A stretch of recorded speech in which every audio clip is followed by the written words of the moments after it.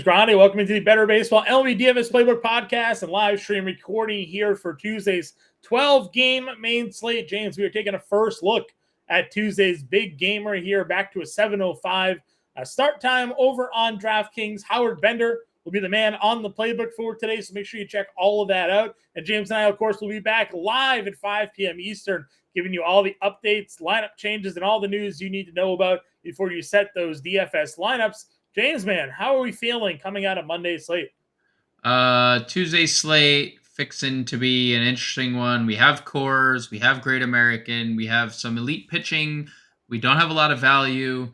It's just going to be an interesting slate, and I'm excited to turn the page on Monday's slate. That proved once again Julio Teheran is an elite pitcher in this game. And Alek Manoah is not. That is. He might be. Honest question. Does Alek Manoah get optioned? He may be sent down, yeah. Right? Like, he certainly probably has some options to be moved, I would assume. I'll tell you right now. I'll go to our good friends over at Fangraphs and Roster Resource. They have everything we need. Let's see how many options Alek Manoah has, because while we do that, maybe, let's see, as Fangraphs is taking slowly loading. So Alek Manoah has 3 options. There is a strong possibility.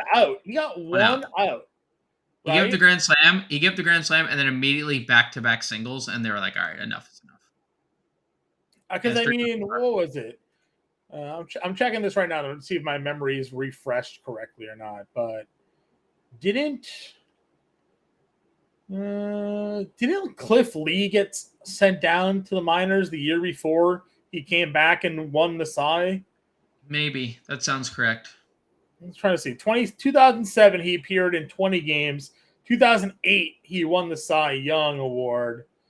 So did he get sent down to the minors in 2007? Major leagues? Yeah, he made 8 appearances at AAA in 2007. So they sent Cliff Lee down. And then next year he bounced right back. So maybe we see that out of Alek Manoah. Maybe Alek Manoah gets sent down to AAA, works some things out, or maybe he gets an IL stint to work some things out.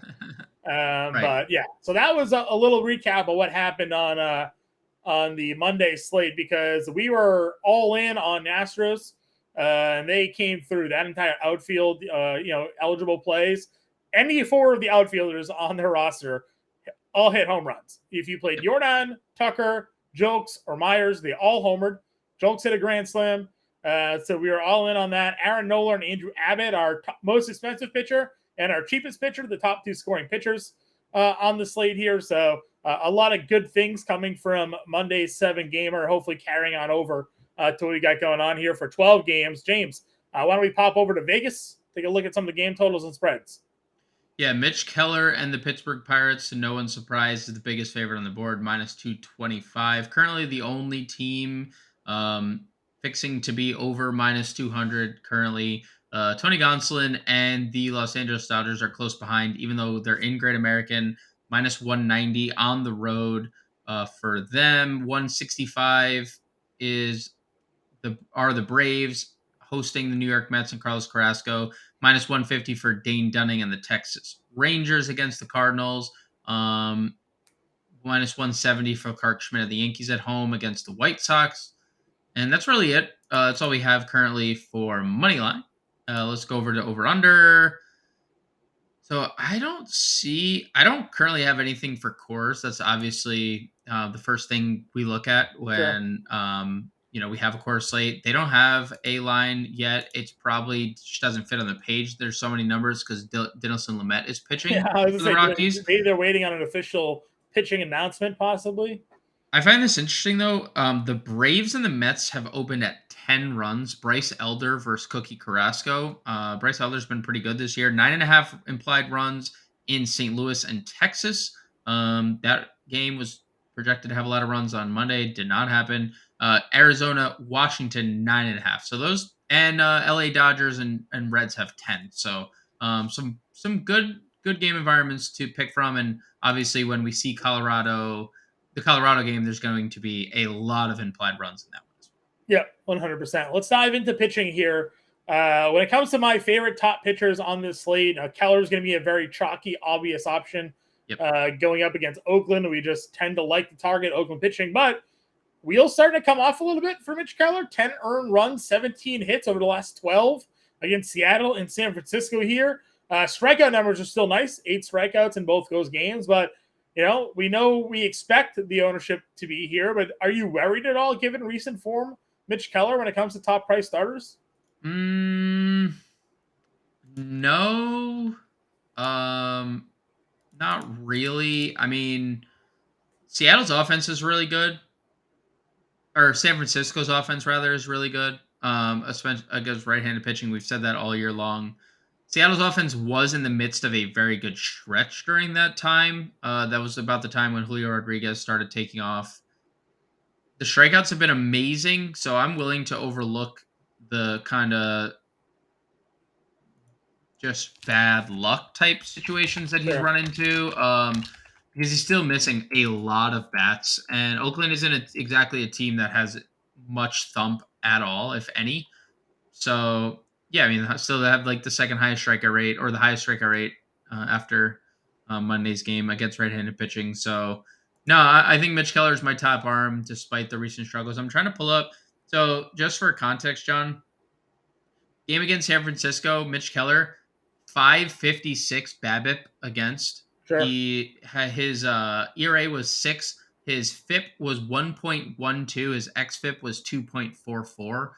The start before, 333 BABIP against Seattle. ERA was 9, 370 xFIP. So like just running into a little bit of unlucky situations. And Sure. on the year, Mitch Keller 299 xFIP, right in line with his 325 ERA. So I'm willing to go right back to the well and say he's going to get back on track to the Cy Young candidate that he emerged Sure. over the last first 10 starts or so. Hunter Brown, Kevin Gossman, 2 top-tier pitchers going up against one another. We saw Toronto again held down tonight by Bielak. Do we think anything for Hunter Brown in this matchup? Do you like maybe Gossman on the other side, given how well he's pitched? What are your thoughts on those two? Yeah, I mean, you can get to either. I think Gossman obviously has an insane ceiling right now. He's been one of the best pitchers in baseball. He already has 100 strikeouts in his first 75 innings. He has a bunch of double-digit strikeout games, 5 already this year. So, yeah, I mean, I'd be okay getting to Gossman, and I'd be okay getting to Hunter Brown. But I just kind of want to live in this next tier where Sure. the GOAT, James Paxton, resides. And I've been trying to tell you that James Paxton just has looked good since coming back. The only problem has been like health with James Paxton. Now he gets an upgrade in ballpark, pitching away from Fenway. And he gets obviously an upgrade in matchup because Cleveland is not good offensively. And yes, they've been better, but in large part it's been due to like their lefties. Josh Naylor. I know Ramirez is better from the left side of the plate or right side of the plate, so like we have to worry about that. But Andres Jimenez hits from the left side. Will Brennan has hit a couple home runs recently. He hits from the left side. So I'm getting to Paxton. I know Cleveland isn't exactly a team that has struck out all that much, but we've seen 5+ strikeouts in all 4 starts for Paxton. Twice he's gone for 8. I think Clark Schmidt is a very interesting name to consider here against the White Sox. Clark Schmidt is going to face another team that does not have a lot of lefties. And the White Sox have Yohan Moncada, who's hitting 100 over his last 10 games. Gavin Sheets is all or nothing, most of the time nothing. And Yasmani Grandal, who has had a decent year, but like all of the White Sox thump is from the right side. So Yep. I'm okay getting to Clark Schmidt. We've seen the strikeouts. Over the last 2 weeks, again, sample size here, 26% strikeout rate for the White Sox, just a 200 batting average, a 102 ISO, a 246 WOBA against right-handed pitching. That's second worst in the league, only behind the Oakland A's. Yeah, I mean, Clark Schmidt's been pretty good. Recently, it's been recent, realization other than Tampa start, and then Joe Musgrove, who, let's just face it, he's just too cheap. I know there wasn't a lot of strikeouts the last time out. He had a no-hitter going into the 6th inning in that game. He looks all the way back after his last 2 starts, and there's sooner than later he's going to be 9K. Yep, I'm with you there. I think another value play that maybe is going to go overlooked because of the perceived matchup here, but Freddie Peralta, if you look at Baltimore of late, that lineup against right-handed pitching, again, just kind of looking at the last 2-week sample size, they lost Cedric Mullins in that lineup, obviously. Just a 291 WOBA against right-handed pitching during that stretch, 235 batting average, a 140 ISO. So that offense has really dipped against right-handed pitching. We know we generally like them against lefties anyways, guys like Mountcastle and Rutschman and Santander and Hayes and that whole crew. But, they're not really hitting righties. And then you look at the home road splits, take that for what it's worth. At home this year, Freddie Peralta, a 3.38 ERA, on the road, a 6.04. So you're getting Peralta at home in an environment he seems more comfortable pitching in against an offense in Baltimore that over the last 2 weeks is really struggling to hit right-handed pitching. So I think Freddie Peralta may be a little bit of a sneaky spot here against Baltimore. Yeah. Now, I'm looking at some stats and the things, he's kind of struggled lately, and they all look like it's just kind of been what he's been. But it's been like home runs, and he didn't profile as a home run allower before these last few starts. So I'd like to see him get back to not giving up home runs, right? Like a lot of home runs this last few starts. So. Yeah, I just don't know where the power is going to come for, Baltimore. I guess, for Baltimore here against because they haven't profiled the hit for power against righties. So that's just kind of where I'm looking at. Again, 3 of those last 4 starts are also on the road, where again he's done a lot worse on the road, and some decent offenses: St. Louis, Tampa Bay, San Francisco, Toronto. So like we just brought up about Nola, though, Detroit, Baltimore, obviously different talents. Like, recent performances versus opponents sometimes matter as well. So just looking at small sample sizes, Baltimore could certainly come out and hit, but recently they've been struggling, and Peralta's better at home. So just kind of throwing his name out there as a mid-tier value option on a big slate that may go pretty underlooked on this one. Anybody else for you at pitching value-wise? Nope. I don't think we need to really test the waters between Peralta and Musgrove and Schmidt when they're all like 7.5 or 7.7 to 7.9. Yep, I agree with you. All right, let's go on to catcher then. Talk to me about your favorite catcher for the day. Will Smith gets Luke Weaver. Luke Weaver is going to regress. I know he's kind of pitched well-ish, but there's a high implied total in this game, 10 runs. Luke Weaver 2.27 home runs per 9 innings this year. Not going to fare well at home. Great American is what it is. So Dodgers are one of the best hitting teams against right-handed pitching. This year, Luke Weaver against righties. 323 average, 356 OBP, 604 slug, 408 WOBA allowed. You know where this is going when we get to the outfield, too. There's a couple guys in the Dodgers outfield that are as hot as any human on the planet. Yes. One in particular. So Will Smith is my top catcher of the day. I like Jonah Heim and Mitch Garver. They both get a lefty depending on who's starting. Maybe we see them both start, just kind of like we did on Monday. And then Blake Sable, even though he's 4,200, it's not the best price. He has a lot of power, hits in 5 of his last 6 games, and in 2 of those games he's homered. This is more so about the matchup that he has than necessarily him as well. So we were laughing at Dinelson Lamet there starting last time, and he did not disappoint. No, he did being horrid. So you can go save ball here. And also could be Bailey, right? Bailey they played them both last time. So especially with all the injuries they got going on, could see them both in the lineup there as well. Let's see here. Oh, Omar Narvaez is back. Hey, good for my boy. It could be a spot there. Reinstated from the 60-day DL. Yeah. I do like Bryce Elder though, but we have Yan Gomes here at $3,100 against the lefty. So we played him tonight.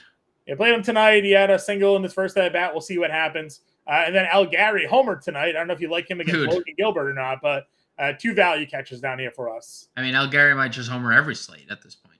Might as well just keep mentioning him because he's going to keep homering. Could. You're saying he might just keep hitting home runs. He certainly could. Any other catches? No. Okay. First base, sir. Top of the position is really interesting. You have Ohtani, who's in an elite spot.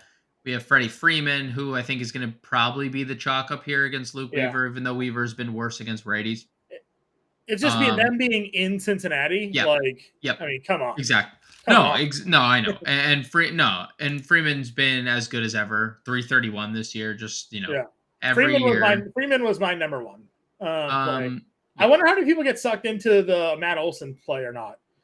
We talked about it last time when Carrasco faced Philadelphia, and I was like, Sure. lefties are not touching Carlos Carrasco this year. And he threw a gem Yep. in that game. People might see Carrasco, see his numbers, and be like, oh, like we could probably go at him here. You probably can with the righties, but Yep. I'm not touching Olson on this slate specifically. I'm not either. Especially when you could play Freeman or Ohtani, and then you can go down. And I find Anthony Rizzo at 4K to be a little interesting At home too, like that's the because spot for him. this feels like something that was like an intern misclicking on like Right. the 4 instead of a 5. I know Rizzo hasn't been great, but you mentioned the home splits. If you want to just pull up the splits on the screen, John. 8 home runs of his 11 at home, 1,000 OPS. He's hitting 360 at the stadium. This is something that you and I talked about last year. Like this is dating back last year that he was raking. So like I don't get the 4K price tag. He's just Giolito, by the way, also 6 of his 11 homers allowed this year to lefties, a 5 on his slug. So definitely a spot here for Giolito, who's struggling against lefties this year. For Anthony Rizzo at 4K, a guy that you looked at a price tag 48, 5K, 49, 51, 5K, 49, 51, 49. All of a sudden, he gets dumped to 4K at home. So. No, I'm full on with you here. It's such a great price tag to get him in some lineups for sure. And then Lamonte Wade at the same price in course. Don't need much. And more people will play Lamonte Wade than Rizzo. 100%. Yep. That was 100,000%. Agree with you there. Value tier. I didn't really see a ton. I think we could because San Francisco is going to have Mania, so like Nolan Jones and Moustakas are going to eventually get a lefty. So it makes it a little bit difficult to go in that direction here. Wilmer 33. Yeah, Wilmer's first base only again. That kind of sucks, but he's there. Mancini had a home run against a lefty on Sunday. If we wanted to go there, he did not do that on Monday. But if you wanted to go there, but I don't think there's nothing else down here. No, I agree with you. Second base, if I'm looking up at the top, my top second baseman here, Mookie Betts. He's outfield second base eligible, but again, we just liked the matchup. For the Dodgers here, they'll most likely be. Do you think they're the highest rostered staff? Yes. Do you think people just go to San Francisco again? That's actually a good point. I guess it depends on what kind of San Francisco lineup we get. Like if Conforto, Yastrzemski don't play, then it's probably Dodgers. If Conforto, Yastrzemski play, that like if they don't play, they'll be cheap enough to play them both, I guess, right? So yeah, true. Could certainly fit that in. So Mookie for me is, I mean, again, I'm not saying anything you guys don't know. He's pretty elite anyways. Second base, outfield eligible. He had a 2-homer game the other day, back to back 2-homer games, just kind of show you what he can be. Simeon's hitting 300 against lefties. All of a sudden, he's just hitting everybody at 57. I know we kind of like Liberatore, but Texas has been a pretty tough offense to crack this year anyway. So those are the top 2 price guys, and they're my 2 favorite guys anyways.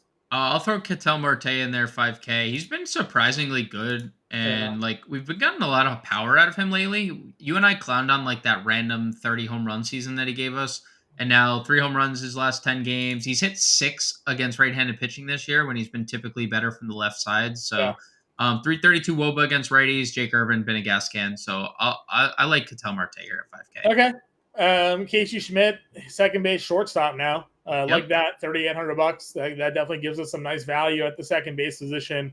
So I'm looking to key in on him for my lineups today. Yeah, and this position sucks. And right, exactly. Even though like Schmidt has struggled a bit lately, but I'd be willing to get there.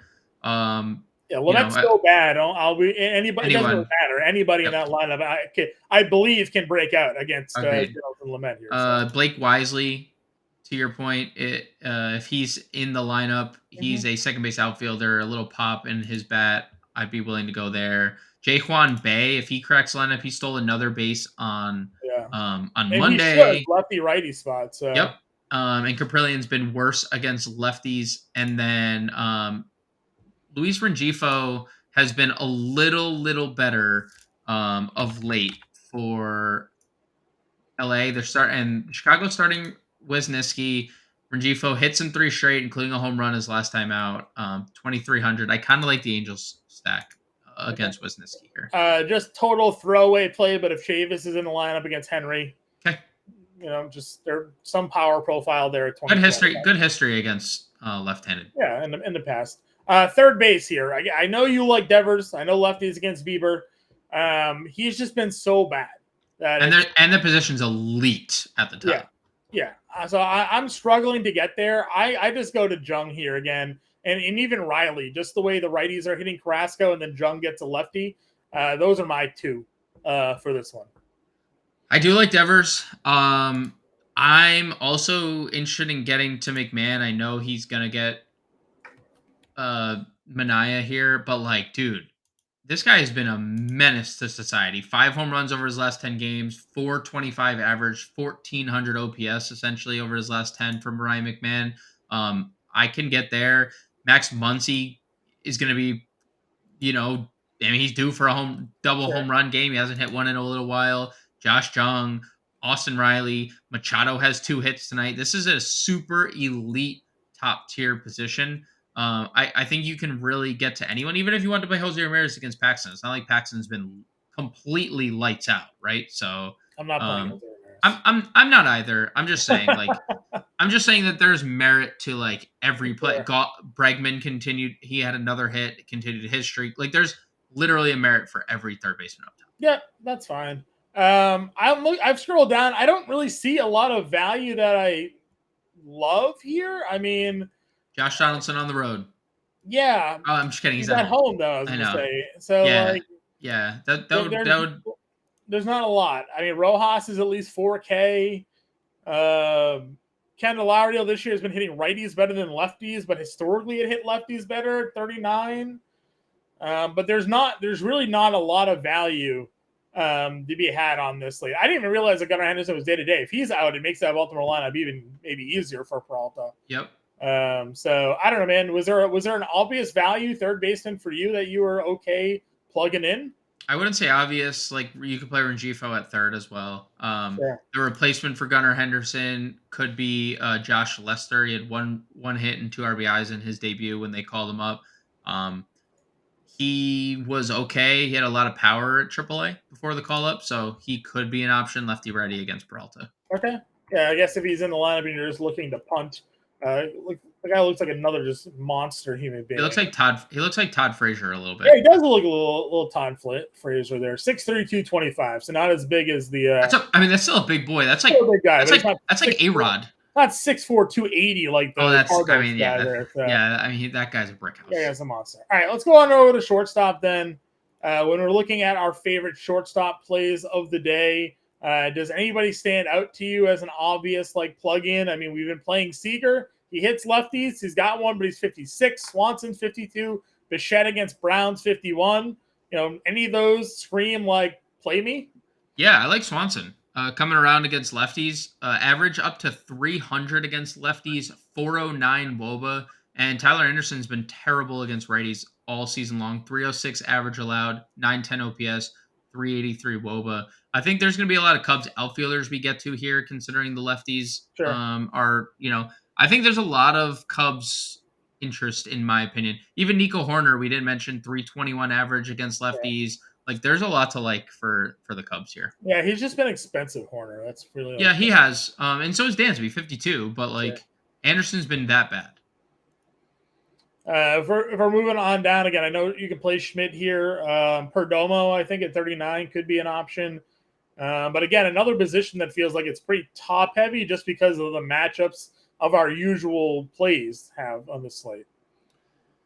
Yeah, Perdomo's fine. He hits better from the left side. Volpe, if you're stacking Yankees, he homered his last at bat. Ezekiel Duran, $3,000 would probably be the best spot. Sure. He doubled an RBI on Monday. So that's probably the spot.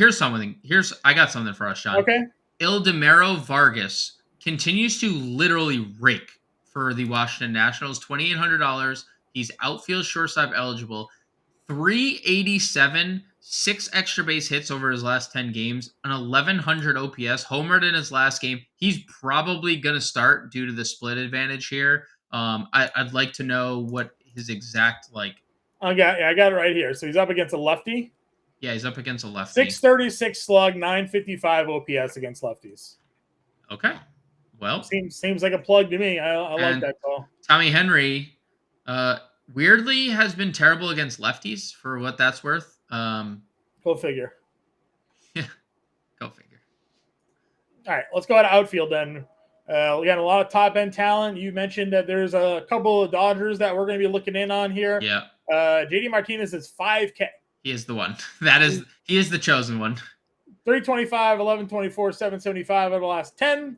I mean, dude, just look at like all the way dating back to like when he came off the IL. Yeah. May 12th. Like he has been a freaking menace to society. Yeah. Like peak JD Martinez. Like can't even argue with you. I like him and Carroll. Those are my two guys. Yep, Carroll, him and Carroll. Acuna, if you get all the way up, you mentioned the Carrasco struggles against righties. Yep, I agree with you. If we're moving on now into the mid-tier range here, Stanton came back, $4,800, has some power as we know. Yep. Can certainly find a spot for him there. Lane Thomas, if the struggles against lefties are there, right? I mean, Lane Thomas has always hit lefties well, and he's home. That's been a big popular split for us. Grichuk will eventually get Manaea at $4,400, Lourdes at 43. So some good mid-tier options here. Yeah, and I'll throw Seiya into that mix too. And he's raked against lefties all year, hitting 390 against lefties. So all 4 of those guys right there in the mid-tier, perfectly fine. Sounds good for me. Are they going Moniak at leadoff still? $3,600? No, pulling him down. Yeah, he hasn't played in he missed 3 days in a row. Haniger's at 37. Yep. Outman, I know you mentioned more outfield. He's been a corp. Well, Mookie Betts was there for me. It was Betts and he's been Outman's been doing nothing. 074 the last. He's been a dead body. Good ballpark. Good ballpark. Pavin Smith, Slater could start. Sure. Ozuna, McCarthy. Leotes again. McCarthy for short, 33. Anything under? Not really. Grossman could start. Jolts. We'll get some lineups out, and we'll have a better view on some of these guys here. Yeah. Let's go ahead. Let's build our lineup. If we like pitching up at the top, what was our go-to? Keller here. Yeah, Keller, and then Schmidt, Musgrove, Peralta. I'm down with any of those. I like Musgrove there. That plays. Catcher position. We just going Yanni. Yep, sure are. All right, first base. Freeman. Where's our value? Vargas, obviously. Yep. Vargas at shortstop, I guess. Vargas at shortstop, yeah. All right, and then second base here. Schmidt, 38. Yeah, Schmidt, 38. Third base. Third base is a good spend up spot. Yeah, probably Josh Jung. Yeah, Jung, I agree. 3 outfielders at 3,800. Let's fit in JD. Yeah. And then we'll find some value here. 3,200 a piece here. So Wisely's 29. Probably in the lineup. Down. Definitely in the lineup. Yeah. You know who's been good? Jason Hayward's been really good for the Dodgers if he plays. He's 2,600. 26? Yeah. Okay. I'm good with Hayward. That's fine. Hayward's in there. And then I'll get up rid of Wisely. That'll give us 3,800 for an outfielder. Haniger. Love it. Boom. Mitch Haniger. So we got Keller, Musgrove, Gomes, Freeman, Schmidt, Jung, Vargas, JD, Haniger, and Hayward. James and I will be back live at 5 o'clock Eastern. We'll break down the slate, give you all the updates you guys need to know. Get in that Discord. Sign up, facelam.com/allpro. Promo code MLB50 saves you 50% off the first 6 months. We will talk to you guys later.